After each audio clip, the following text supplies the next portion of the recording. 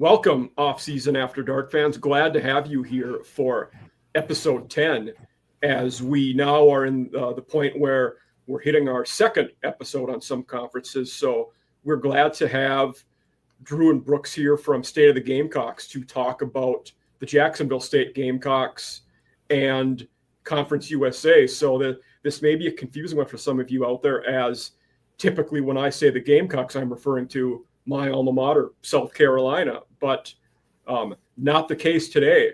But glad to have you guys here. This one was, one I look forward to for our viewers in SEC territory, get a team, in state, and also a team who, similar to what I'm dealing with Marshall, you won your conference last year, and now you have a totally different team this year. So really looking forward to it. But Brooks, Drew, glad to have you guys here.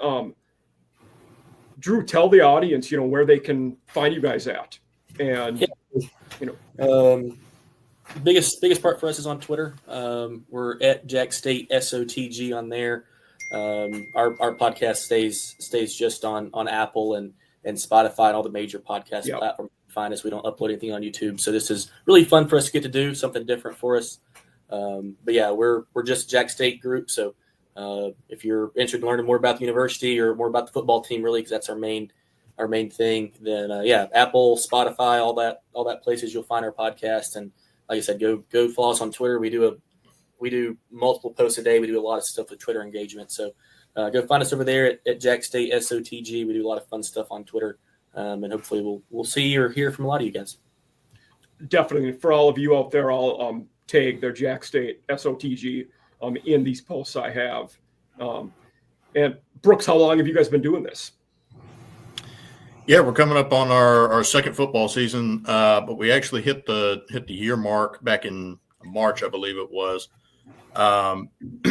Drew really, this was all Drew's brainchild. He sent me a text out of the blue one day and said, "Hey, you want to do a Jax State football podcast with me?" And I was like, "Sure, I got time." We both grown up loving Jax State. I went to Jax State. Our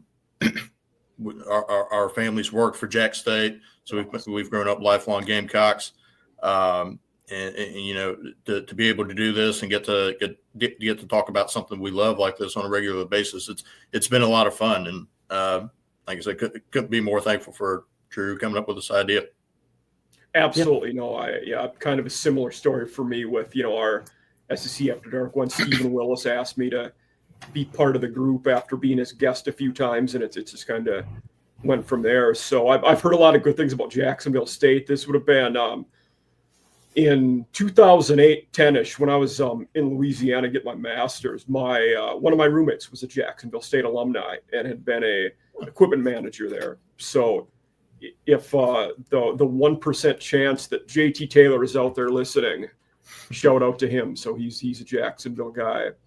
But I had mentioned before, Jacksonville State, similar, to Marshall this year, in that you're a team who won your conference last year, had a fantastic 2024, and then had a busy offseason with a lot going on. So, we'll talk about the coaches first. Obviously, losing Rich Rod, back to West Virginia, in state where I'm at now. That similar to with, Marshall, getting to conference title game, and then after that going into bowl season, it seemed inevitable he was going to leave. Is that pretty much the vibe you guys had at the time?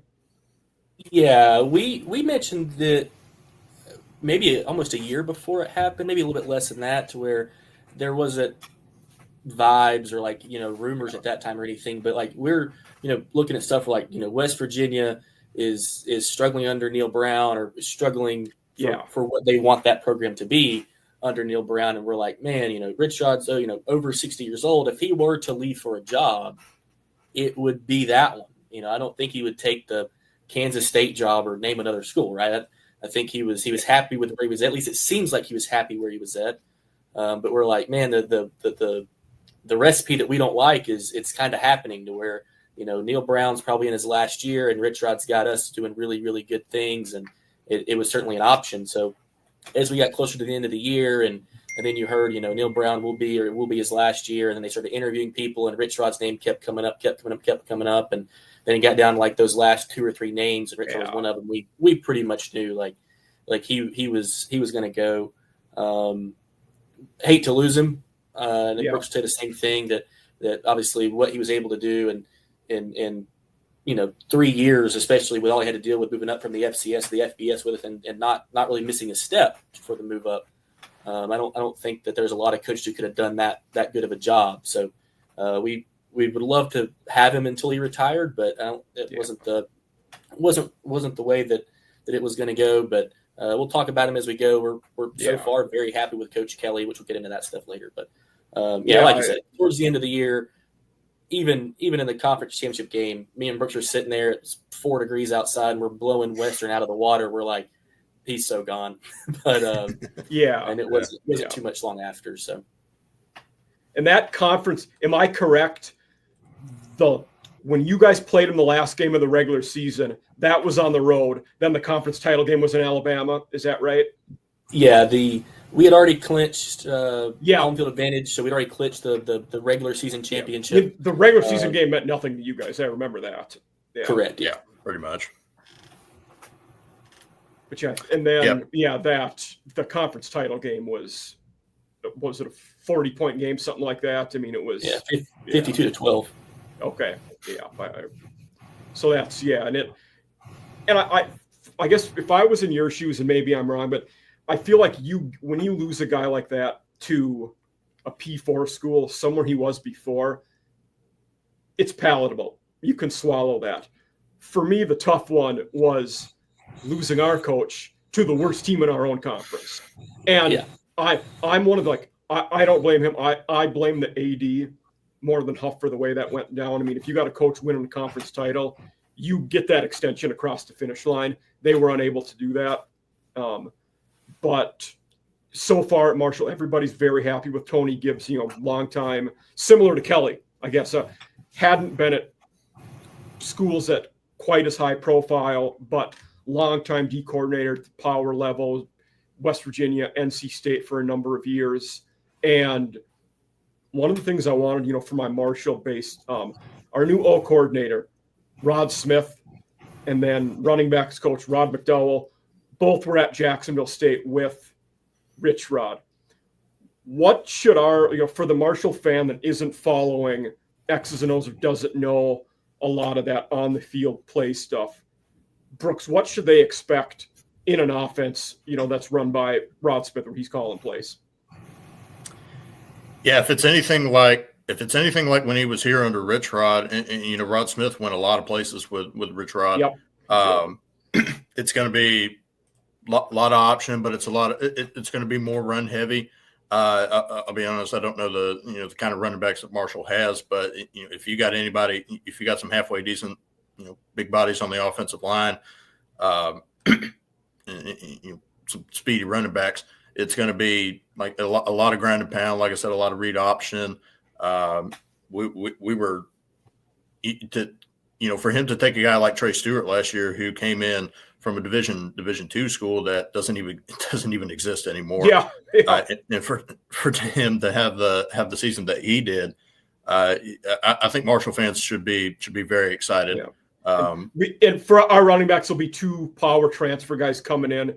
Tony Mathis from Houston, who was at West Virginia before, and then Michael Allen from UNLV, who was a good G5 guy. So one of our, in a roster that's all new, that's probably one of our stronger positions. Oh yeah, he should be set for, or be well set up to be successful then. Like I said, just getting those gaps open. As long as they're speedy, and that was the big thing with Trey Stewart. Wasn't the biggest guy in the world, but get him past the line of scrimmage in the open field, and he was gone. And a lot of that was from the big bodies up front.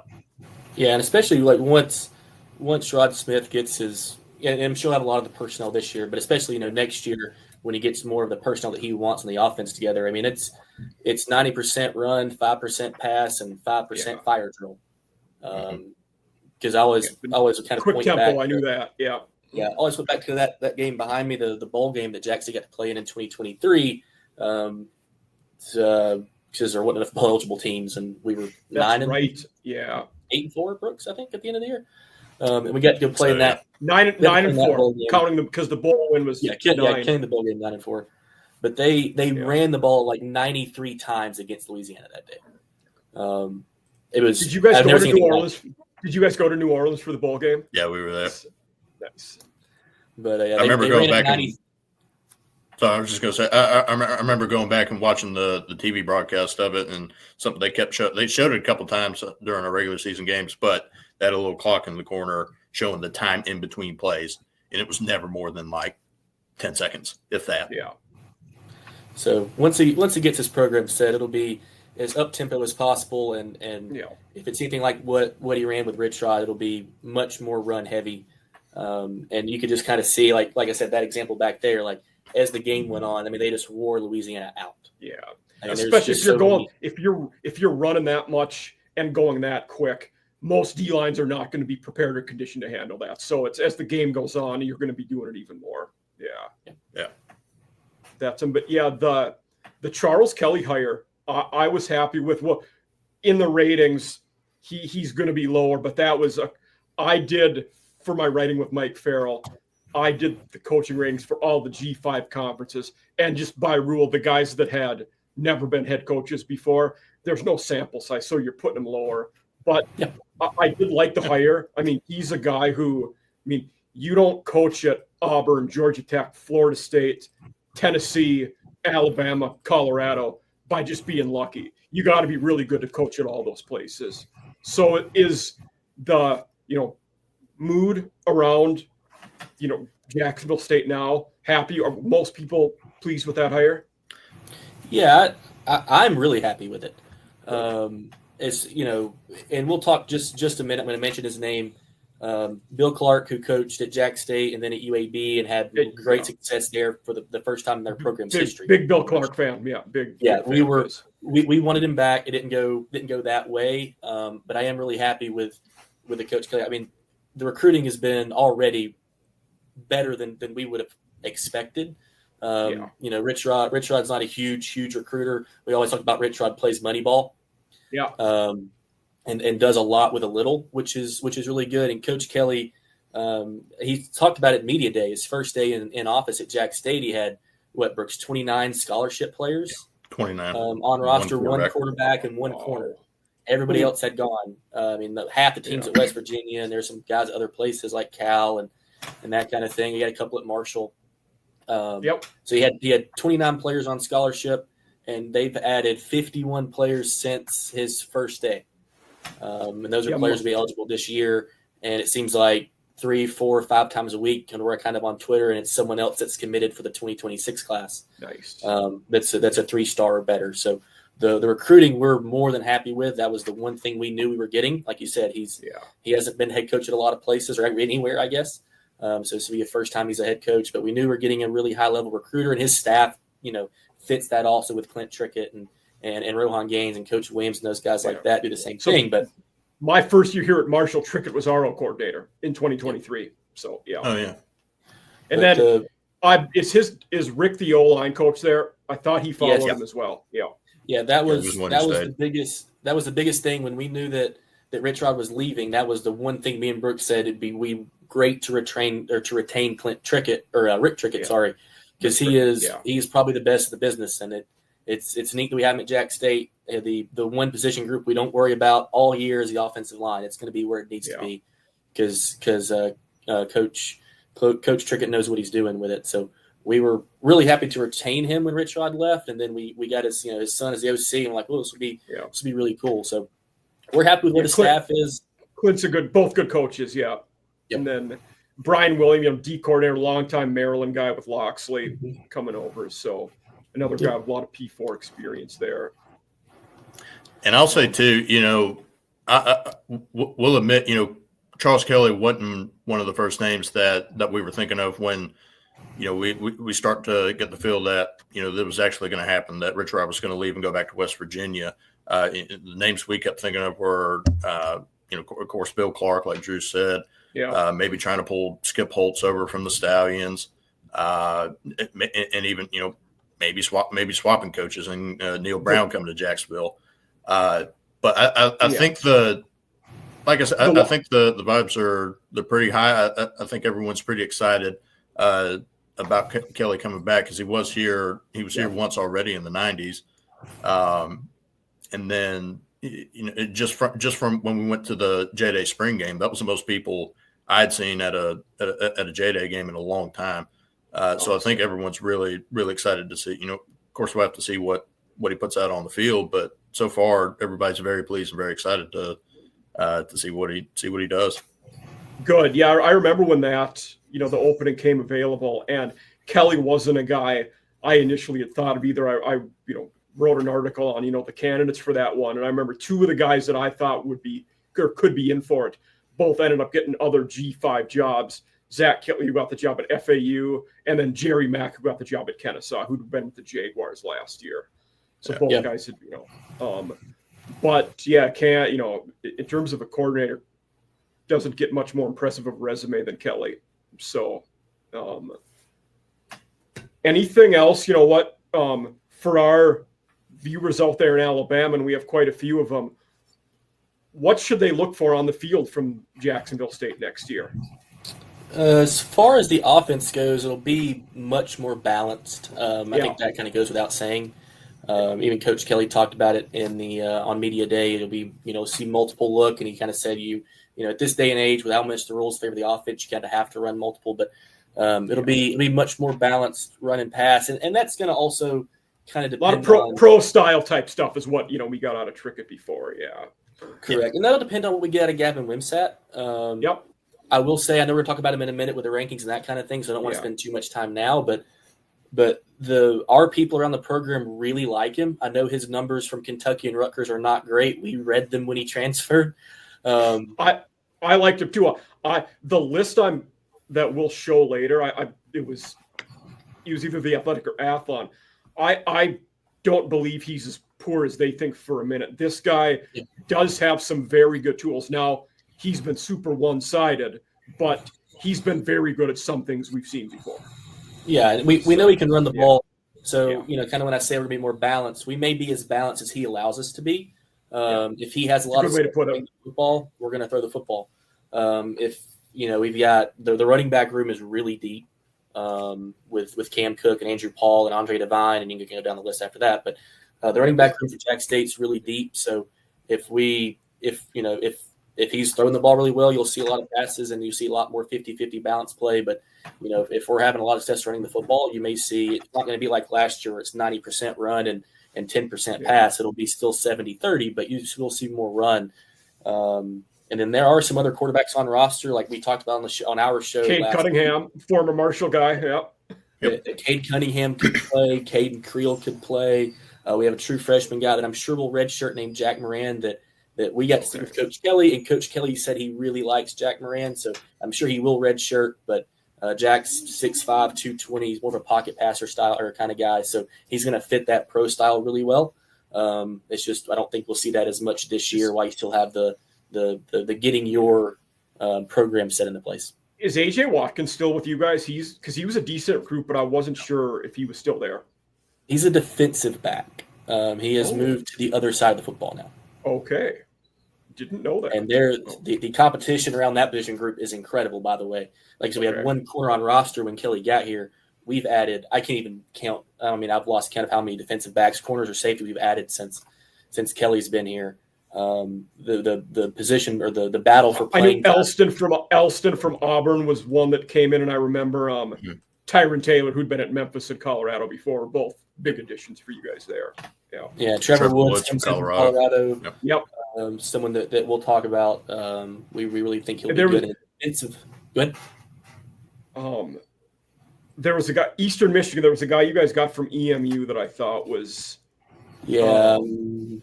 That was it. Yeah. Yeah. Okay. Jenkins. Yeah. You've been at EMU, so and they were down last year, but always a pretty solid program at this level. So, but good. Jacarvius Alexander from not Valdosta. Maybe it was Valdosta. I think it was Valdosta. Yeah. Who was getting some NFL draft love there for a little bit. Will be at Jax. Excited to have him also. And then they lost their coach to a FBS or a FCS job too at Valdosta. Yep. So Traquan Fegans, who will be with us as a corner from UCF. Know as much about him.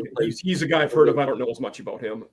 Yeah. He was a 4-star guy to Southern Cal to start with, and ended up at UCF last year. Okay, I believe. And then we'll see him. Be nice, I guess, for him to go down to the bounce house and play week 1. I'm sure he's going to go win that one. So, yeah. Definitely. And that's the other thing too. I think with it may take fans a little bit to get used to seeing all these new faces, but I think we're going to be able to get the most that we possibly can out of them. The big ones, Cam Cook, running back from TCU, had about 500 yards rushing and 9 touchdowns last year in a solid, about as well as you could ask for freshman campaign, especially playing in the Big 12. DeAndre Johnson's another one, transfer receiver from Rutgers. He's 6'7". 6'8", excuse me. And I remember at the J-Day game, me and Drew were screaming the whole time, just throw him the ball. He's good because the DB that was covering him was about a foot shorter than him. Yeah. But he showed some spurts. Curtis Perry is another one. I think that's going to be him and he was on roster last year. Emmanuel. So you're trying to say Oidebeho, yeah. They just bum rush the interior offensive line, and so I think a lot of these new faces, we're going to be able to get the most that we possibly can out of them. I think they're the guys that we got, the transfers that we got, they're going to be solid. Good. Yeah, kind of like Brooks alluded to there, Curtis Perry, Emmanuel Oidebeho, Jacob Cruz, the front 7 should really, really be the best in conference. We fully expect it to be. And Oidebeho is a player that most of your listeners, maybe all of your listeners, don't know. We got to talk to Rich Rod a little bit last year, and one of the things we kind of heard through the grapevine, not necessarily from him, but through the grapevine, was that almost NFL ready or will be NFL ready. And he was recruited by Florida State. We were able to keep him through the coaching change was really big. So we really think that the school sack record could be in jeopardy. If Oidebeho has the kind of year that we think that he can, we're the conference defensive player of the year is not out of the realm of possibility for him. I know we may talk about, you mentioned a couple players that we want to highlight. He's going to be one of the ones that I talk about. We're really excited about the front 7 between Oidebeho and Jacob Cruz from Georgia Tech and Curtis Perry from Virginia Tech by way of Alabama. We're excited about what those 3 guys can do. And like Brooks said, the spring game, and I'm not exactly sure,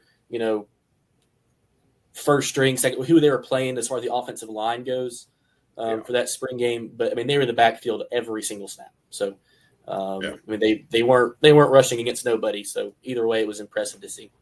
Isaac Walker should be a solid one too. I don't know if you guys mentioned him, but coming over from Georgia Southern, where they got a solid squad. Yeah. Led FBS in forced fumbles last year, if I remember correctly. Okay. I think that's great true. Stats. Yeah. I might be making that up. Could be. Yeah. I'll take your word for it. But we'll one of our regular segments, we talk about the coaches of the conference. So here we are. I'll be honest, this is a tough conference to rank the coaches. After the top 2, there's a lot of directions you could go in here. We have, the unknowns in, Kelly and then Beard and Carty coming up from the FCS. We're not sure how they'll adapt. Then we have guys like Simmons and Mack who have done well at the FCS, but the guys like Cumbie, Mason, Sanchez, who have experience in the FBS, they have terrible records in the FBS. So it's tough to rank them higher than a lot of these guys. And in most of the rankings I did for the G5 conferences, it was pretty well received. All right. This is the one I actually took up from a lot of people. And the reason, partly was Charles Kelly related. And there were a few people that thought I should have had Kelly and Phil Longo higher than Simmons and Mack, which, okay, I mean, they were fantastic coordinators, albeit Longo struggled last year, but I think he's a good coach. But why I went with Simmons and Mack was because they were very successful at the FCS level, as opposed to guys who have no head coaching experience. But I'll ask you this one first, Brooks, and then you after, Drew. But in this conference, the top two are pretty easy, right? In whatever order you want to put Chadwell and Helton, they're better than everybody else at this point, right? Yeah, I think that's fair. They've been those two have been the most consistent, teams in the conference. Certainly since Liberty's moved up, and Western's always back and forth. Chadwell's 21-5 in 2 years at Liberty. Yeah, it's hard. It's hard to argue, especially with that 2023 season when went to the Fiesta Bowl. But yeah, everybody else, I think it's fair, especially with Kelly. There's a lot of excitement around him, but we just don't know. We don't know what he's going to put on the field yet. And that'll come with time. There's a lot of excitement, but we'll just have to see. Jerry Mack is the one that I'm really interested to see how well he can turn around Kennesaw after they had the Liberty win, but just a disastrous season last year. Yeah, their move up from FBS and trying to move on from the option after it was not going smooth. And Bohannon had some good years there, but the last couple of years were not good, even when they were in the FCS. Yeah, they weren't ready. So, no, and financially they were so far behind. And I mean, just their facilities, they're very hard. In a lot of ways, they're still not on at the FBS level yet. Yeah, we got a decent little rivalry with Kennesaw, and we always poke fun at them, calling their stadium the women's soccer stadium. But yeah, that one and FIU too. I think FIU is another one. FIU and Middle Tennessee, I think, are kind of on the cusp of taking that next step and being in the top 5 in the conference. Yeah. It's just putting a complete game together, especially for Middle, who they could get to the red zone all year last year, but they just couldn't score, or they could get on the other side of the 50 and put together some decent drives. They certainly did against us, but just could not score. Yeah, and they were so one hit. Oh, go for it, Drew. No, like Brooks said, when the field got shorter for Middle, their offense they couldn't move the ball anymore. Yep. When they could spread you out and had the whole field to play with. Vadiato's a really good quarterback, throws the ball really well. He threw the ball the wrong team a little bit too much last year, I think, but he's big, good arm. I think he's a good quarterback. But yeah, when the field got shorter for Middle, they really struggled to move the football. I'm glad you're saying that about Vadiato, because our Kennesaw guy, the first CUSA episode we had, just trashed him. Like the whole time he talked about Middle Tennessee. But they were also a very one-handed team on both. Like on defense, they're really good at one thing, bad at everything else. Kind of the same way on offense, as when you spread it out, you were pretty good. Then you could not play when the field got compact at all. And for Middle, even though last year was Mason's first year, they were disappointing. We expected them to be better than 3-9 in year one. Yes. And the other guy, in the same boat as Charles Kelly, I'll talk about Phil Longo a little bit. I thought it was a decent hire for them, but apparently none of their fans agree with me, because most of their people don't seem to like the hire. They were poor last year at Wisconsin when he was there, but Fickle's not done well with anybody there as well as he was at Cincy before. But Longo was good before that. He was good the first time at Sam Houston, at Ole Miss, North Carolina, good at both places. Like he's done well with quarterbacks and having pretty well-balanced offenses. And that's a job where he inherits a pretty good situation from Keeler, where, like you guys talked about, FIU and Middle on that cusp of getting top 5. We'd probably say Sam Houston is in the top. They're probably 4 or 5 right now. Yeah, I agree. You look at their 2023. They were our sister school and moved with us. Yeah, we're like, they won 3 games. They lost a lot of 1-possession games that year. Yeah, and we kind of knew, like, we've played Sam Houston enough at the FCS level. A program kind of like Jax State, they expect to win. and they had the year that we expected. And if it hadn't been for quarterback injury and then the offense after Hunter came back, it was really stagnant, which was kind of strange. Offense moved the ball pretty well before Hunter Watson got hurt, and then we came back from injury. The offense was really poor. So I don't know, maybe he wasn't healthy or whatever, but if that Sam Houston offense was better in the second half of the year last year, I think you may have saw them, handle Western and maybe get a rematch with us in the title game, but it didn't go that way. And then, like you said, with them, new coach coming in, I don't have a lean on Phil Longo one way or the other just yet. So I'll plead the fifth on that one. I do know Sam Houston plays all their home games 90 miles from campus in Houston this year. That's going to be tough for them with their stadium getting renovated. They're in the Houston Dynamos Stadium, Brooks? Yeah, Shell Stadium or Shell Energy. Yeah. So I think that's going to be tough because that is a pretty good drive from campus, if I remember seeing correctly for them. So at 90 miles, you're staying over. I mean, it's almost like another road game. And so like Kansas played all their games at Arrowhead last year. Like that's not ideal. So I totally forgotten about that they were playing all of them on the road or at their home games on the road. And are they playing 13 this year? I know they go to Hawaii, which does give you the right to play 13 every so often, but I'm not sure. Ooh, they may. They are only playing 12. They are only playing 12. I just counted it. Yeah. Because I know the year that we moved up in 2023, New Mexico State took a 13th game. Yeah. And we were their 13th game because we were third in the conference and not eligible for the title game. But had we beat Mexico State in the last game of the year in 2023, we would have finished second and not been allowed to go. So we didn't get to complain about that. So yeah, we're not going to get into the whole Mexico State Jerry Kill issue. We covered that last year and said all of our thoughts about why they didn't pay Jerry Kill because he was having success there. So not that Tony Sanders is the Minnesotan in me loves Jerry Kill. He was a fantastic head coach. That's my home state. Yeah, he was. Yeah, and that's kind of the thing with. So I was just going to say real quick that with Sam Houston. For Casey Keeler, I know he's from the Philadelphia area, but for him to go from Sam Houston to Temple, we kind of debate, whether or not that's a step down. Just because he started to really get things going this past year at Sam Houston and won a bowl game in the New Orleans Bowl.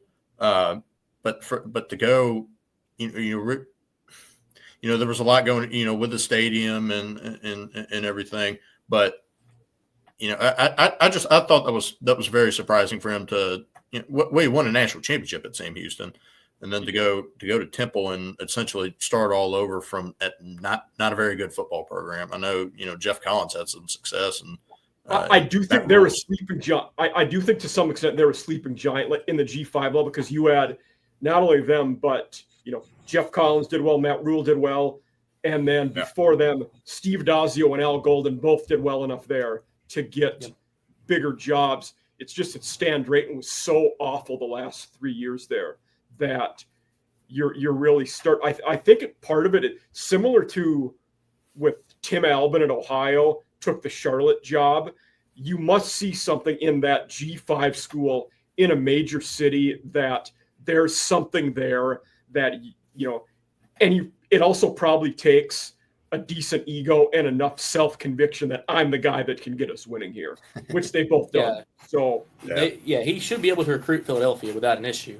Yeah, because that's been part of their problem. So slight Sam Houston related. How did we end up with the situation where they're playing WKU week 0 in a conference game? Would counter that with why are we playing Liberty week 2 in a conference game? Yeah. Great. I thought the way the schedule was built last year, they did a really, really good job of it because you kind of ran down in the last 2 weeks was Jax State and Western and Jax State and Sam Houston, and then you had the Liberty and Sam Houston and you kind of went back and forth where you had they knew the kind of the top 4, they could kind of compact it to the bottom and make that really, really good football.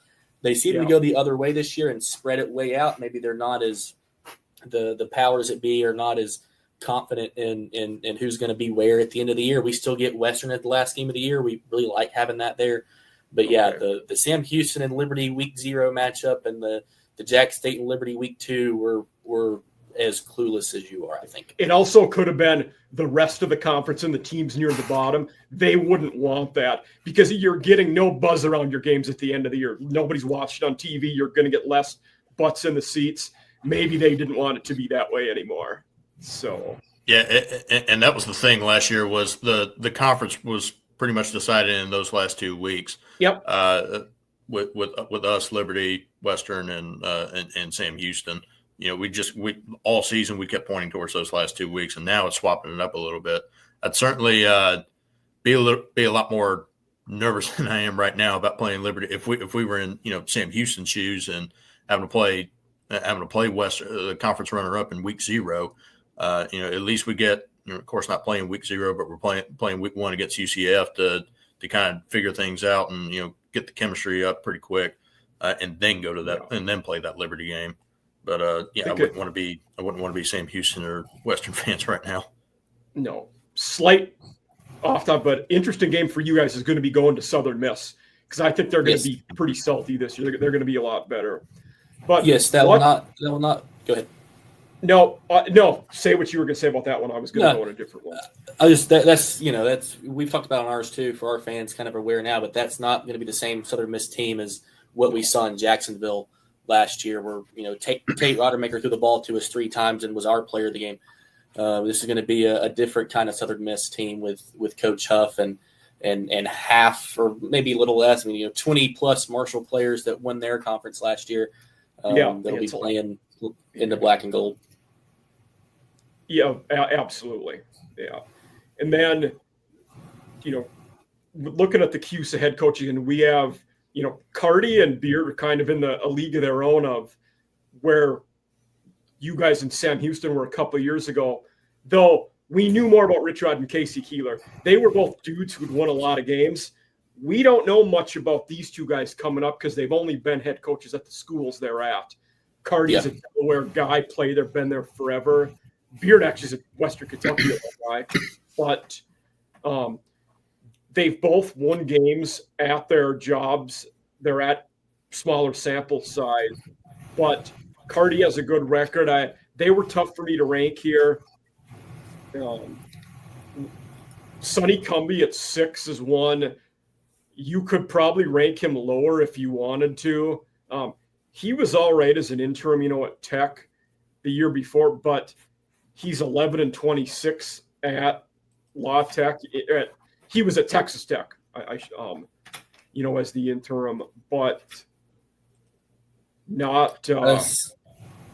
has not done well at Louisiana Tech. What are your guys' thoughts on Cumbie and La Tech going into this year? Because I have stronger feelings on this one, but I want to hear, Drew, what do you think about the La Tech Bulldogs? Yeah, we were sort of surprised they retained him, and I think the biggest reason that they may have is that team was pretty good after week 7 last year. Yeah.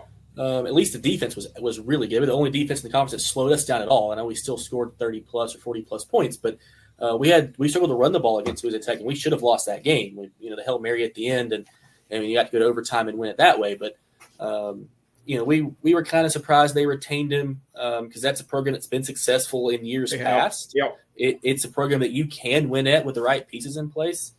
So we were kind of, like you said, surprised they retained him. But I do think kind of seeing, the defense did look good last year, at least for, in bits and pieces. But and then after, like I said, after week 7 or 8, they played pretty well and they were able to beat Western, right, Brooks, towards the end of the year. So yes. That may be why he's retained. I'm sure he's on a prove it, 1 year, win 8 games kind of deal. So we'll see how that goes for him. But yeah, like you said, record in Ruston there with him is not doesn't inspire confidence. And we'll get to this more in our hot take one at the end. But I'm actually really high on that. I think they could be a 7 or 8 win team this year. I think they could too. Yeah. I was just going to say. You go. Sorry. Go, Brooks. No, you go. I was just going to say, I wonder. The only thing with them that I'm wondering about is what the mood is going to be. Because from everything we've seen on Twitter, everything, they have not been real happy being in Conference USA. And go ahead and look, they've already signed the papers and everything to join the Sun Belt next year. So I'm kind of wondering how. Yes. Yeah. Yep. So I'm wondering, what their overall mood is, because kind of like with Kennesaw a couple of years ago, I thought that they were just more worried about keeping everybody healthy and just getting through their last year in the Big South and before they made the jump to Conference USA.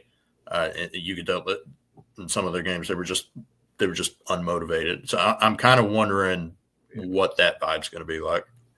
I think that's a good point. And with them, I think that, again, I'm high on them. I think they're going to be a lot better this year. Entering year 4 is if you're a decent coach, you should see a lot of growth in year 4, and it's going to be your guys.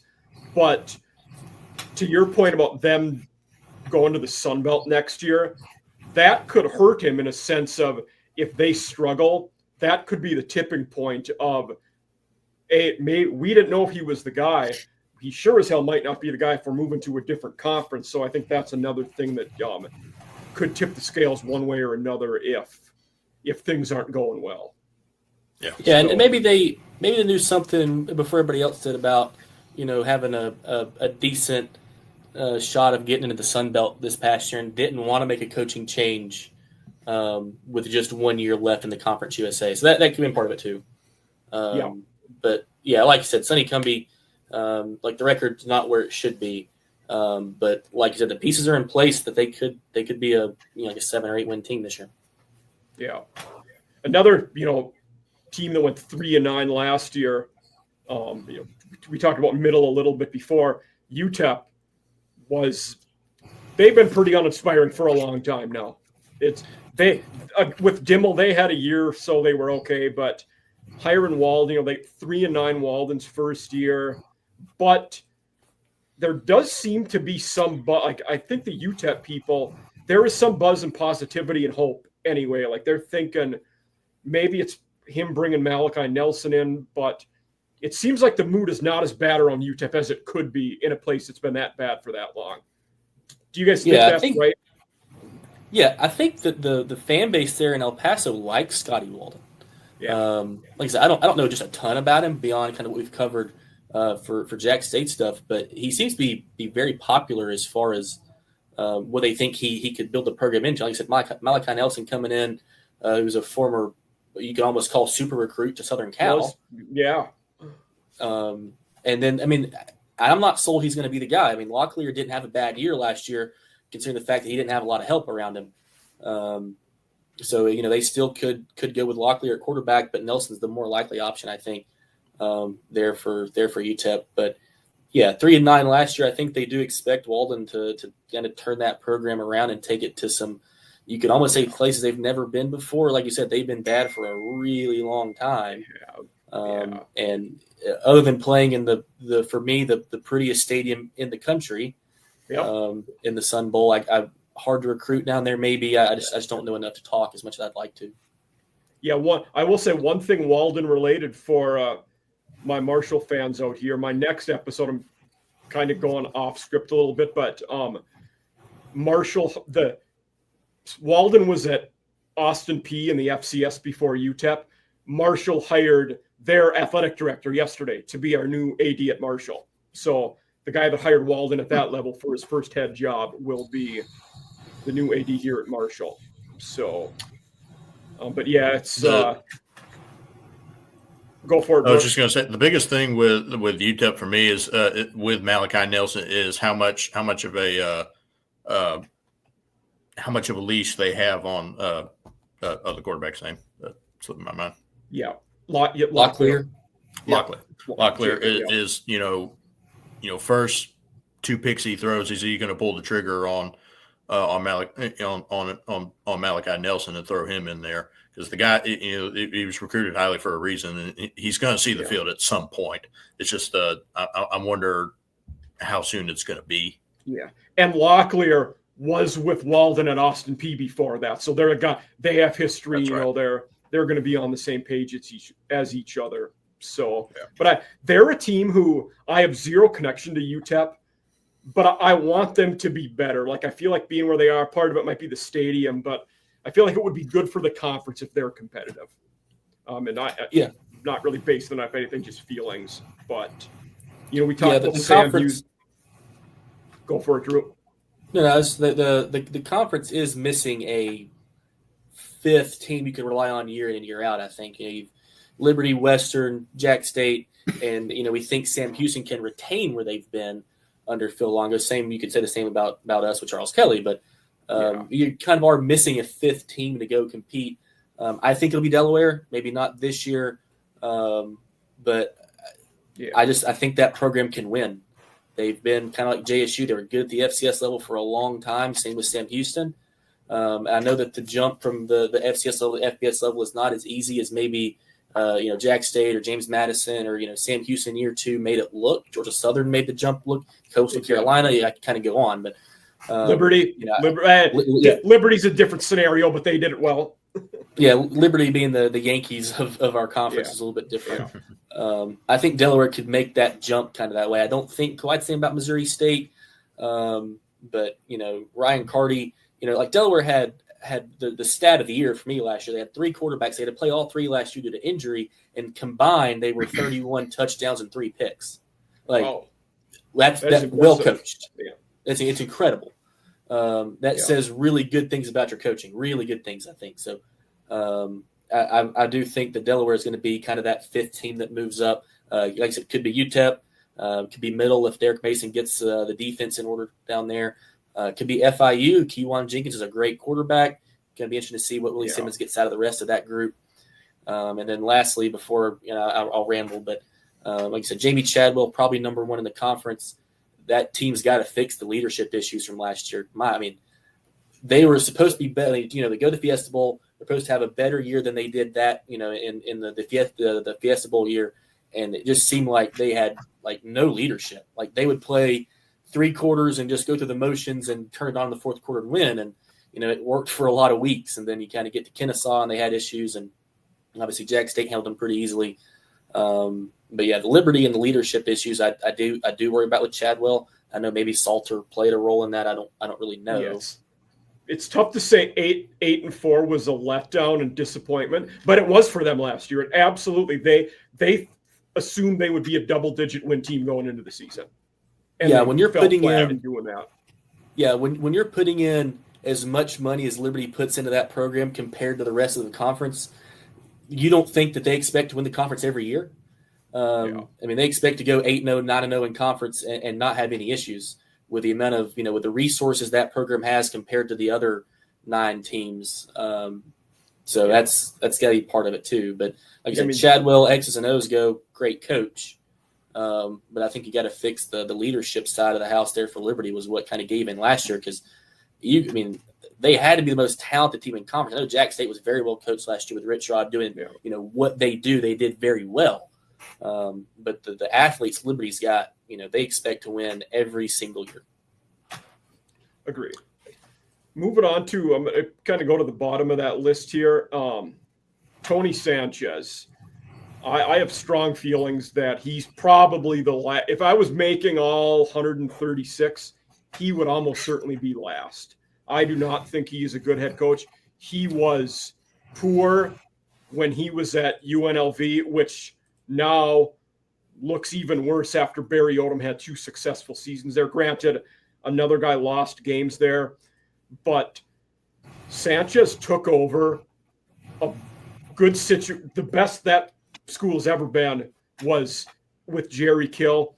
He took over there, coming off of a very good 23 when they won 10 games, and then they won 3 games his first year there.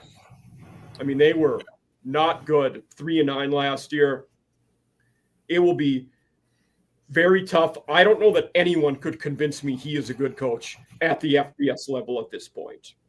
For me, it was an easy last place there. Who would you guys have rounding out the coach? Brooks, if you had to pick a last place coach here, who would it be for you? Yeah, it's probably Tony Sanchez, and you lose a guy like Diego Pavia, especially at our level. I know he's been pretty successful at Vanderbilt, but you lose a guy like Diego Pavia, and it's going to be detrimental for your program. They're kind of in the same seat as Louisiana Tech, though. I kind of wonder if this is going to be another, just get through the season. They're liable to. When they joined because they joined the Pac-12, didn't they, or the Pac-12? Yeah. No, I mean it is Pac-12. The name is the same. I just don't think it's a power conference. So that's what we're. Yes. Yeah, it's not at all going to be what it was. But I kind of wonder if it's just going to be kind of like Louisiana Tech. Just get through the season, and we'll find our guy, a different guy, to lead us into this new conference with a little bit more excitement. Okay. Drew, who would you have bottom of the list? Yeah, I think Tony Sanchez is more than fair. I don't think I would go a different. You don't think I'd go a different direction. Obviously, the unproven guys, it may not be fair to put him down there. Coach Kelly and Longo and even Cardi and Beard, like those guys, not fair to put him down there because especially with put anyone you want though. Yeah, it's your opinion. Yeah. No, I think Sanchez is the way to go. We always end with two questions when we do the coaching segment, and I'll ask both of you this. Drew, you can go first for this one. What coach is on the hottest seat this year? I would probably say Cumbie. I like him. I think they're going to win a lot of games. But if they don't win games, he gets fired. Probably. So Cumbie would be my guess. I lean Cumbie also. He's had enough time to get his program together. I think if you ask me the same question a year from now or 2 years from now, it depending on what Middle does, maybe Derek Mason gets that spot. Tony Sanchez, of course, is going to be a name that could fill in there for sure. But I do think Cumbie because we were surprised that he was retained anyway. So I think you take that, and if they have another 3, 4, 5 win year, they're going to find someone else, especially going to the Sun Belt next year. They're going to want someone who can take them and compete in a good conference. So I think that Cumbie be my pick for sure. Brooks, what about you? Yeah, of course, Cumbie. I tell you what, I'll go a little bit of a different direction. I won't say he's on the hot seat, but you mentioned Derek Mason. I think that he's going to have some of the highest one of the highest expectation levels, just That's because he's got that SEC coaching experience. He's a Tennessee guy. He knows the area. He did about as well as anybody's going to do at Vanderbilt. And, he knows the key problems that need to be fixed with, particularly that Middle Tennessee offense. It's just going to, and I think Vadiato is a pretty good quarterback. Like it's limiting the mistakes. It's not shooting themselves in the foot once they get across the 50. If they can fix what needs to be fixed, I think he can be a conference championship contender. It's just addressing those key issues. So, like I said, I think he's got the highest expectation level. I don't think they're going to fire him after year 2 if they go, 5-7 or something. But okay, I don't either. He could be on the hot seat, and if they disappoint again, though, he could be on the hot seat going into 26. Now, the other question I ask, and this one makes people think a bit more. What coach in the conference with a winning season could jump to another job, whether it be P4 or, who could have that potential to get poached by a bigger school? I think in this one, the obvious one is Chadwell for how well he's done at multiple schools. In fact, when I did this one with the Kennesaw guy, I said, you can't pick Chadwell. You got to pick somebody else. But I will let one of you pick Chadwell if you want to. But I think he's the obvious one. You could make the case we're surprised he's not at a power school yet, but finances are obviously keeping him there. But Brooks, who do you think could be a coach that, potential to get a bigger job, with a solid year? And I guess you got to go, the guy who's been there the second longest in Ty Helton. Yep. Like I said, he's another one who's been about as successful as you can be at this level with Western Kentucky. And just the whole with those two guys, Chadwell and Helton, it'll be interesting to see, because I think some SEC jobs are going to come open next year. We'll see.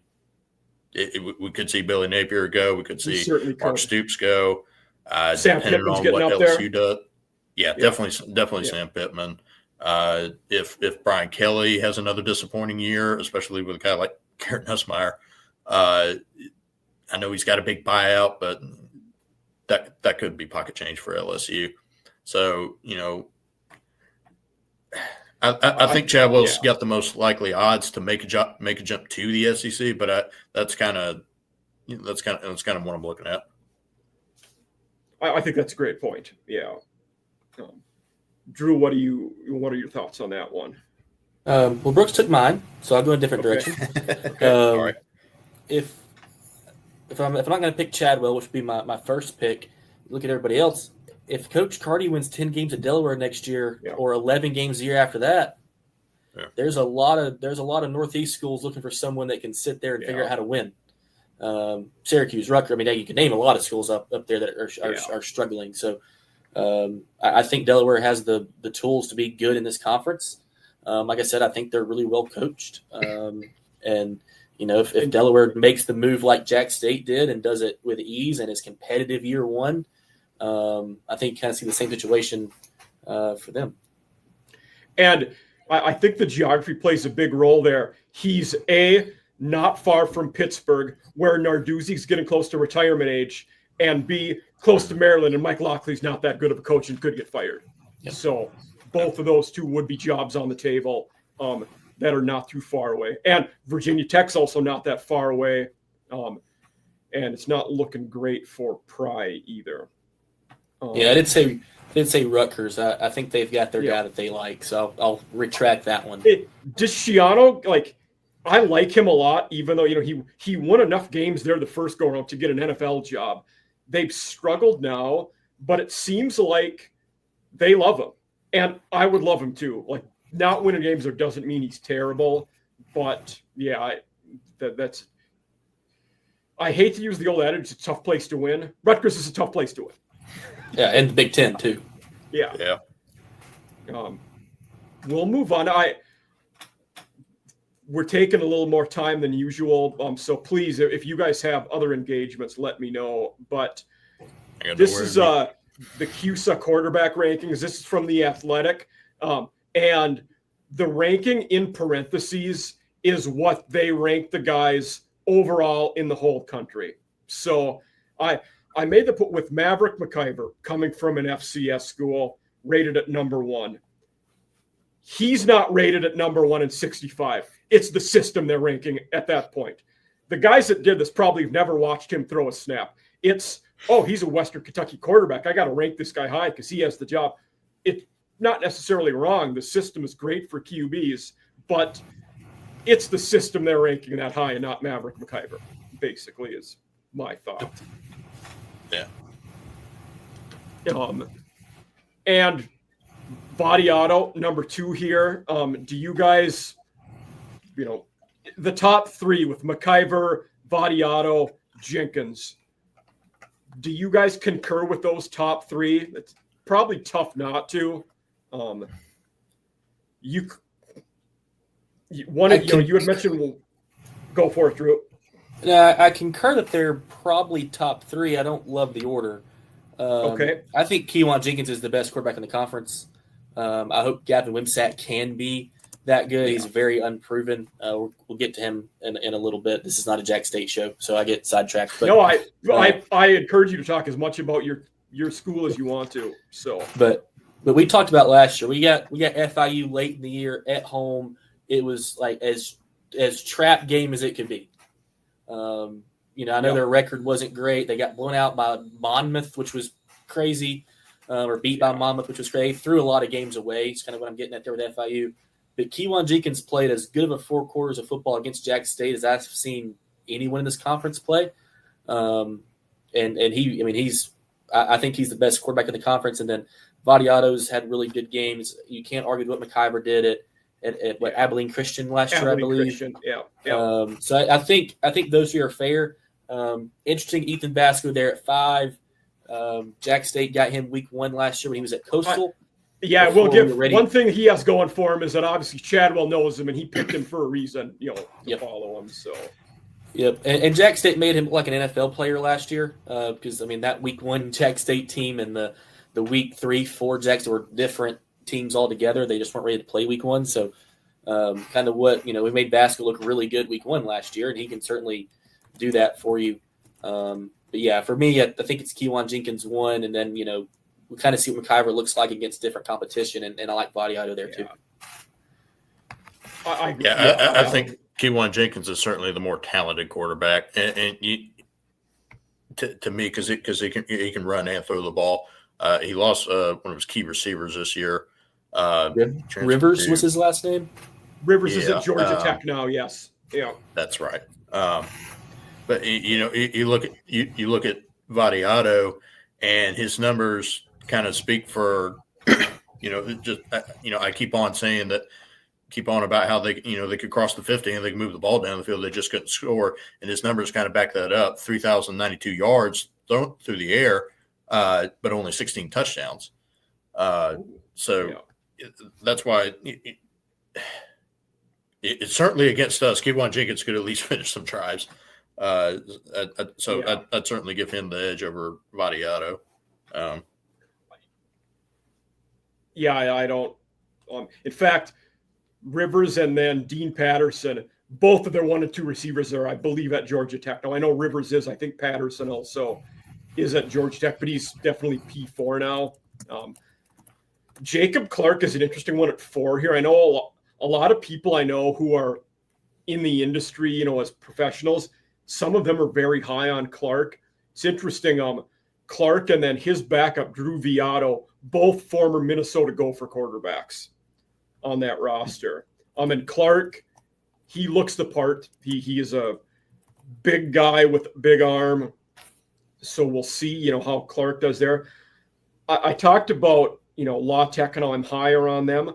I would have Evan Bullock, not saying I'd have him top 3. I'd at least have him on the left column of this list, though, in the top 6. I think Bullock's a decent QB. So, especially with Watson, is he going to stay healthy? What are we going to see out of him? So, I don't know. Go for it, Brooks. I was just going to say, I'll plug our quarterback for a second. Gavin Wimsatt, we were looking at his numbers the other day, and over the course of career, he has thrown. He's thrown more interceptions than he has touchdowns, and that's not a good sign at all. But I think the key for him this year is, I think, relatively speaking, he's going to have better weapons and throwing better weapons to use against lesser defenses, if that makes sense. Because like at Kentucky last year, he was throwing to nobody against SEC defenses. Yeah, I mean, it's just it's hard to be successful. And then of course, Rutgers, we talked about them. It's just a hard place to win. And so I think he's going to be more set up to be successful. It's just limiting the mental mistakes, limiting those interceptions. And I think too, he's a great runner. We saw in the J-Day game. Of course, we didn't see him play, but we saw Kelly, run, not as much as like what Rich Rod would, but we saw a good bit of read option plays. So read option and speed option plays. So I think that's gonna fit his playing style very well. It's just going to be, like I said, limiting the turnovers. But he's going to have the weapons and like I said, be more set up for success. And of course, being able to hand the ball off to Cam Cook is big, but having Michael Petway and big receiver and DeAndre Johnson and some other guys, I think he'll climb that list fairly quick. I agree with you there. I think that's spot on. One of One of these guys, maybe the one I'm the most curious to see, is Dexter Williams coming over from Georgia Southern to Kennesaw, where, new coaching staff, they're basically going to be running the offense we've seen out of the Tennessee Vols. Their old coordinator was a Tennessee guy coming out of there. And Williams, had been at Indiana before. A guy not going to run around much. They're, the systems he's been in have not been, mobile QBs. That's not him, but should at least get open shots downfield. We'll see if Williams is a guy that can take advantage of that in that system. But they're a team that, will need, for how bad they were last year, they'll need Williams to be better than we've seen him be before if they want to win more games. So I'm curious to see Williams at Kennesaw. And then Logan Fife at New Mexico State was very good at Montana. Always a solid FCS team. Won a lot of games out there. Out of all the FBS QBs, Zach Marker's the one I know the least about. Can you guys tell me much about him? I've asked a lot of people. Nobody really can. So he was hurt for a lot of the year last year. Okay. Yeah. So he didn't play a ton. I think he was the number 2 option last year for Delaware. And when start, maybe he was number 1 option. Either way, he didn't play a ton last year. Like I said, the numbers for the Delaware quarterbacks as a whole are pretty good. So yeah. I don't know how much that's going to say about him, but yeah, I guess I'm going to try to get up his stats. Yeah, pull up some of his stuff, but he didn't play a ton last year. I know he was hurt a good bit. So we did our Jax State season recap and stuff. We kind of went through and found some of his stuff, and he just didn't play a ton. He played in 4 games. He was 74 of 35, 10 touchdowns, no interceptions, and over 1,000 yards. So yep. Actually pretty good. Interesting enough, the guy that's their backup now, Nick Minicucci, he threw all 3 of those interceptions that you had mentioned. So, that's tough. Yeah, sure is. But QB-wise, the Kennesaw guy kind of said it as well. This is the roughest conference for QBs in the country. There are not a lot of guys we've seen who've had a lot of success. So, I think you had mentioned a good point before about teams fighting to be in that top 5 of the conference. Whoever plays the best defense and whichever QB shows up, those are going to be the teams that get that 4 and 5 spot probably. So, teams that can find consistency and stay healthy at that QB position, they will be the ones who, we see jump. One of our, kind of our shortest segment we've had on the show throughout has been a little bit about college fantasy football. And just, some sleepers like the league I'm in. We start our draft tomorrow. But, Drew, who would be some college fantasy sleepers you might have out of CUSA? Can be Jax State guys. Doesn't have to be. Can be anybody. So yeah. I would probably start with Kewan Jenkins if I was being non-biased. We talked about him a little bit. Okay. About what I think he can do. I'm gonna plug Jax State here for a minute. We've said his name a few times. Jandre Johnson is 6'8" at wide receiver playing in this conference. You've got to be able to throw him the football. And now I'm sure that we've referenced it before on our show, but he's probably going to get a lot of double teams his way. It may open up stuff for more people, whether that be Michael Petway or Rex Center or whatnot. But when you have that size at wide receiver, and I know he came from Rutgers, he didn't play much there. There's got to be a reason he wasn't playing because 6'8" plays anywhere. It does, yeah. But when you look at what he can do in the red zone, and we saw in the spring game, he's a lot faster than we expect him to be.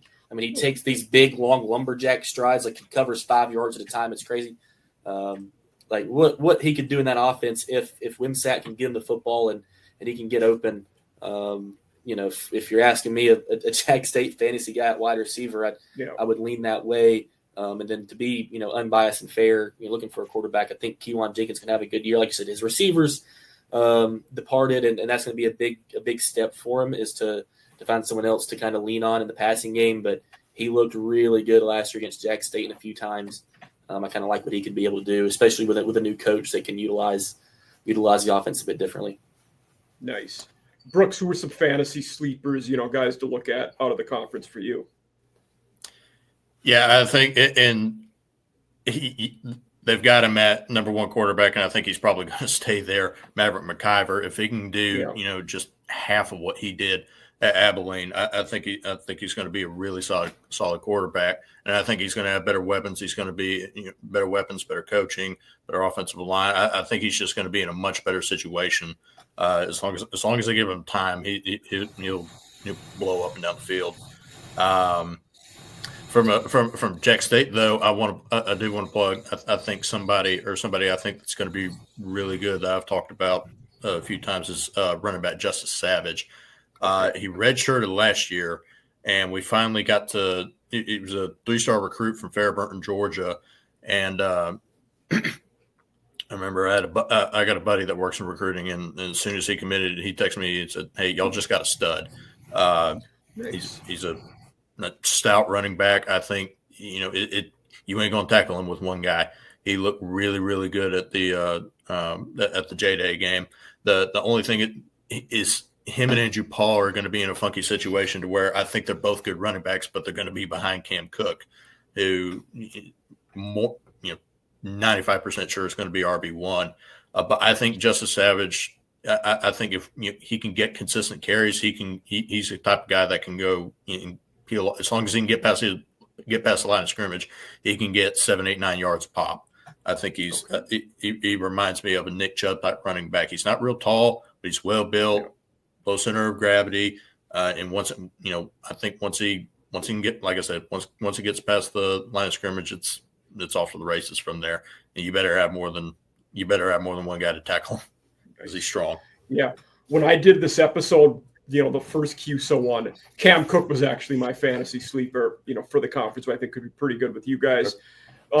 Two of them from other teams, though. I think Elijah Green at Sam Houston could be a pretty good running back, and Longo's done a good job with his running backs have gotten some good, stats in the past. And then another one I picked was Matthew Henry, receiver at Western Kentucky. Their receivers are going to get points if you're starting there just because they're throwing the ball so much, and as effective as they've been. He's a guy who I think, could be good. So Matthew Henry, WKU. Now moving on to CUSA standing wise, we've kind of embedded this, talking about what teams we like this year and, who's one team that you think was poor last year that could surprise or impress this year? La Tech, is mine. Drew, who's a team that you think, you expect to improve this year from last year? Yeah, I think I'd lean middle to start with, just because I have, like Brooks said, I've got faith in Derek Mason. He did, like Brooks said, as well as anyone could do at Vanderbilt. He knows the area, he knows how to recruit. He's a defensive guy. That was their biggest issue last year. Yeah. So, if middle solves a defense problem and can score in the red zone, they should be a really good team. If the offense moves the ball like it did last year. So I think I'd lean middle.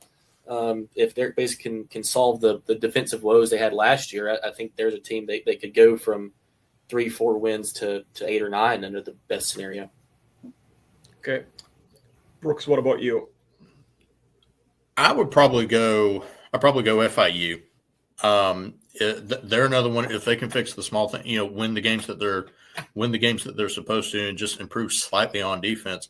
Keywan Jenkins is going to be the reason that they win a lot. Most of their games, but not losing to Monmouth or stuff like that. Just doing the things that they're supposed to do right. I really, like I said, I'm really high on Keywan Jenkins. If they built around him like I hope they did, I expect them to make that next jump. Maybe get to that. I'll be honest, I'm a little nervous about going to their stadium. I know, it's cool that it's Pitbull Stadium, and they don't draw the biggest crowds, but just being in their environment and knowing that they had us on the ropes last year in our place, I think the FIU could be that big trap game for us. I expect them to take a big jump. Okay. What about a team who you expect to regress from last year? For me, it's Sam Houston. Not that I don't think they're going to be terrible. I don't think they win 10 games like they did last year, though. They, on top of losing Keeler, they lost a decent bit of that roster too. So I think there's a good chance they still make a bowl game, but probably 7 or 8 wins. So for me, Sam Houston is that team that might disappoint a little. What about you guys? What do you think for a team who, regresses to what we've, seen out of them? I'd probably lean Sam Houston too if it had to be, pick one out of the hat. I think playing your home games in Houston, Texas, which is not where Sam Houston is, for those that don't, it's not the same place. It is in Huntsville. Yeah. It's in Huntsville. So playing your home games that far away from home is not going to help. And like you said, they got a lot of rebuilding to do. Same as Jax State, and it'd be fair to put Jax State in this spot. Yeah, but I think the caliber of athlete that Jax State has brought in is going to carry them to 7 or 8, 9 wins. I mean, if you kind of look at some of the preseason stuff, ESPN's got us, top 3 and a couple. So there's still some life and stuff with Jax State that we should have kind of the same year like last year. So I think I'd lean Sam Houston. It would make me really happy if Liberty won 7 games and watched the fireworks, but I don't know that that's going to happen. But it'd be nice. I think their floor is pretty high. Yeah. Yep. See, and this may be my hot take, but here's the thing with Liberty is I don't think I'm going to say that they'll regress. They're by no means going to do any worse than 8-4, but I don't know that I have a ton of faith in Ethan Vasco. I agree with you. I'm with you there. Yeah. To go from a guy like Caden Salter, and he was very disappointing last year for the year from the season that he had a year before that, just lighting everybody up. And losing Quentin Cooley. Quentin Cooley was a big part of their offense. He was. I don't know that, like I said, I don't know that they'll regress, but it would not surprise me if they're in a similar situation to where they're just missing out on the conference championship. I don't think they're going to. I don't think Jamie Chadwell's going to let them lose to Kennesaw or someone like that again. No. But I can totally see them, by their standards, having another disappointing year to where they just miss out on that conference championship game.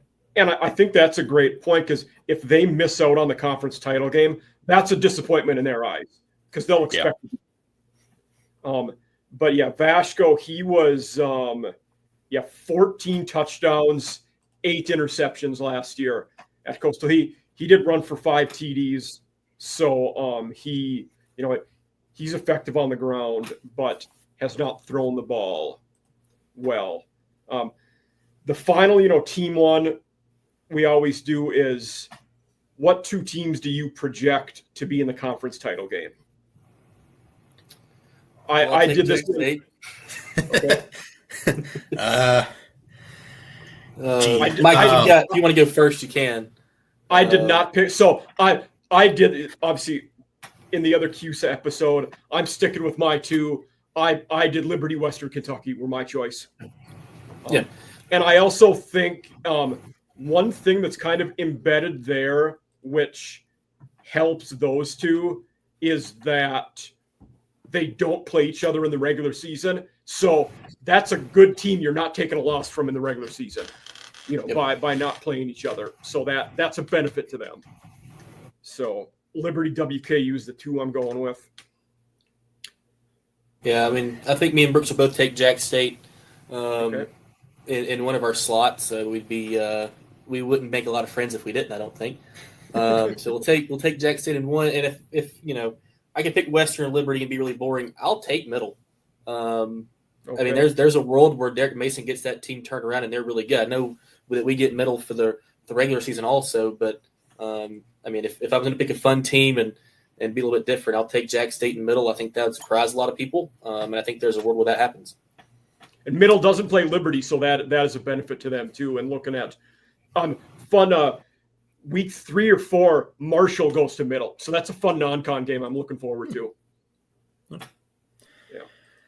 Yeah, I'll I know it's kind of me walking back what I just said, but the most likely scenario is Liberty and Western. I wouldn't be surprised if they missed out, and I wouldn't be surprised if I think Western's in no matter what. To me, Could be. Yeah. But at the same time it wouldn't surprise me to see us in that spot and running it back from last year. And I can see if they do take that next step on offense, like you said, Drew, middle taking that second spot. This is just such a hard conference to predict because there is so many unknowns, top to bottom. And you had mentioned Western. They're the safe pick. I mean, in 6 years there, Helton's made a bowl game every year.